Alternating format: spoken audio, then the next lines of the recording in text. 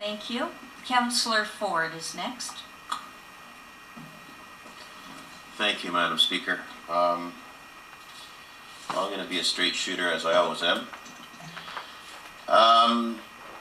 When I drive downtown every day, or at least 3 or 4 times a week to come to City Hall, there's no secret. Okay, the cyclists are a pain in the ass to the motorists. Like, let's be quite frank.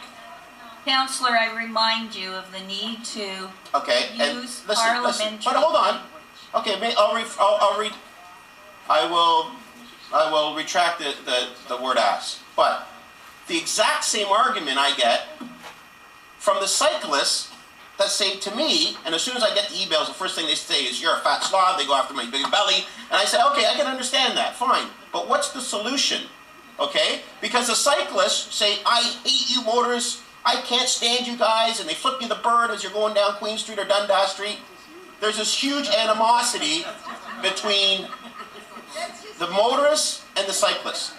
There's this huge animosity, and it's never going to go away, Madam Speaker. Madam Chair, can you... The problem is we have the Etobicoke, North York, and Scarborough people that use cars all the time, and we have the downtown people that don't use cars that often. And if I lived downtown, I'd be with the cyclists. You don't need a car to go from point A to point B. I've got a few friends that are couriers down here, and they scoot around all the time. We go out on Friday or Saturday, they're here and there, they're everywhere. And that's the way to get around. I can understand that. And every single person here learned to ride a bike when they're 3 or 4. Because just over the weekend, I'm teaching Stephanie, my 4-year-old, how to ride a bike on 2 wheels. She's had a little tricycle, and now we're smoking along, and we're down at James Gardens bike path, and half of it says rollerbladers and bikes, and the other one is pedestrians. This is on James Gardens. This is a bike path that is completely organized from here down to the lake. And I think we can organize a bike path from here to the lake, but why can't we organize a road when we have motorists on it? It's going on and on and on. This debate's been going on forever.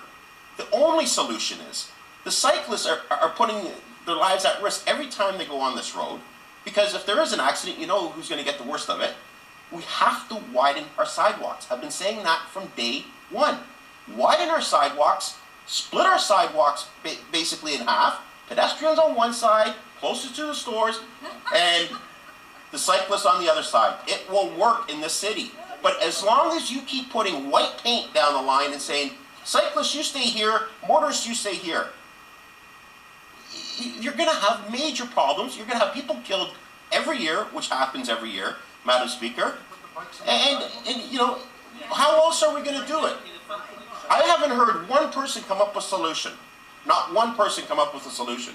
That's the only way we can do this is widen our...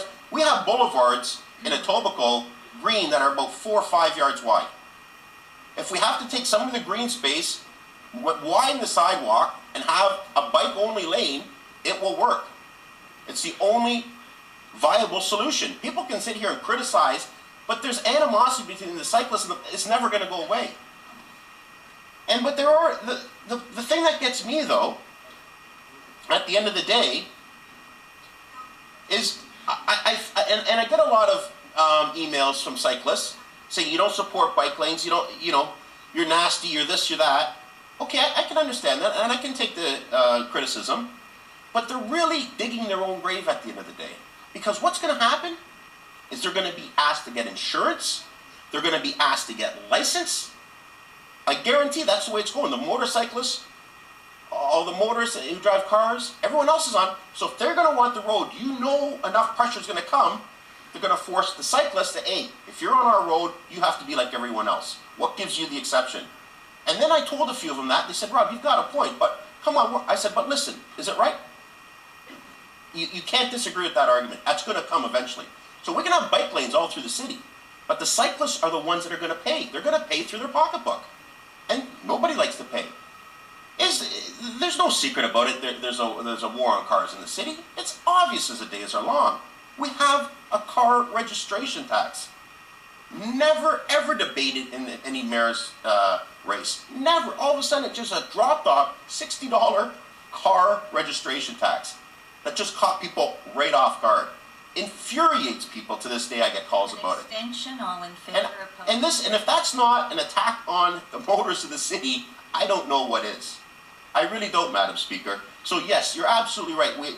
The speed humps don't meet the criteria here. The stop signs, every possible thing to try to put a roadblock in front of cars in the city is there. And we've seen it over and over and over again. But really, $6 million? $6 million right now in the middle of a recession? I get calls from people saying, I want the potholes fixed. And you know who says that to me? Not just the motorists, the cyclists. I just hit a pothole. I went ass over tea kettle, went on the sidewalk and hurt myself. Well, they want it fixed just as much as anybody else does. So let's put that money into fixing our roads, resurfacing them. The roads are worse than they've ever been. And I've been all over the place.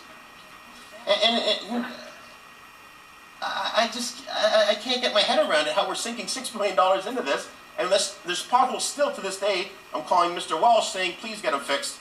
We haven't got the money. We haven't got the resources. And now we're into May already, June. So, and what really gets me, what really gets me, just one thing. The good left-wingers down here, like Councillor Perks and Vaughan and the Bearmaker, like the extreme left, the left, the far left, and Pam too. The funny thing is, you're the first ones that say, bail out the auto sector, we gotta fund it, we gotta build more calls, we gotta bail out the auto sector, let's fund the General Motors, let's get Chrysler out, let's build cars. But the extreme left is saying the complete opposite. We don't want cars. Well, you either support your union buddies at GM and ask for government bailouts, or you don't. You're a little off topic. No, but it's true, Madam Speaker. You know that's true. That's exactly where the NDP stand. Thank you. Oh. All right. Next speaker, Councillor DeGiorgio. And could I ask the Deputy Speaker to come forward again, please? Councillor Parker. I move that Councillor Ford's time be extended by a further 7 minutes.